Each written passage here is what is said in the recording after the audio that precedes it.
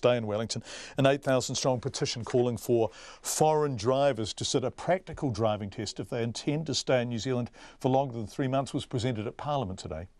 Rhys Middleton died after his motorcycle was struck by a car driven by a Chinese national last year. He was one of 22 people who lost their lives in accidents involving foreign drivers during 2016. Today, his parents and others presented the petition to New Zealand First Leader Winston Peters. But as our political reporter May Heron reports, the Prime Minister doesn't think testing foreign drivers is practical. As the petition was being handed over, 22 wooden crosses sat on the steps of Parliament, each one representing a life lost last year to a foreign driver. It was an emotional day for Judy Richards and her husband Mike. She still remembers sitting down with a cup of tea on a Sunday morning when she got the call to say her son had been killed by a tourist driver. The police said to us on the day that if it wasn't Rhys, she would have certainly killed someone else. Her driving was that bad. That day still haunts us all. The pain still remains the same. Although we have no physical scars, the emotional scars run deep. And though the windy Wellington weather sent the sheets of 8,000 signatures flying, Miss Richards stood firm in her demands for the government to act. How long do we have to wait for the government to make the roads safer for all of us? The time is now. How many more lives have to be lost before something is done?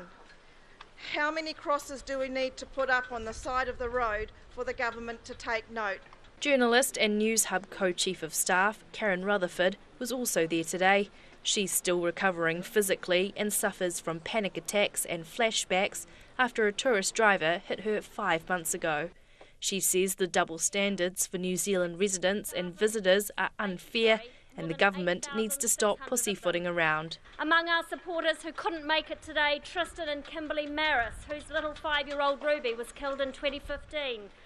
The whānau of Kylie Rakic and her unborn baby, and Virginia Keogh, who were killed near Kerikeri by an American last year. Dino Pedersen's family says, good luck, we're fully behind you. He died in 2012. And then there's Shane Ashford from Mapotiki.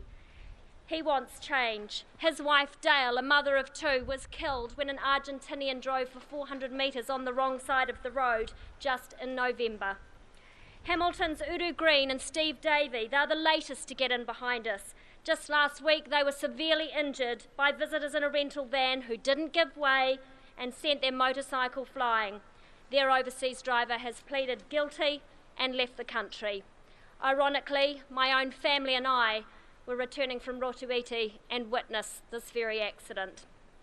The madness needs to stop. Unnecessary deaths and injuries which are costing our country tens of millions of dollars a year in lost productivity, medical bills and criminal prosecutions.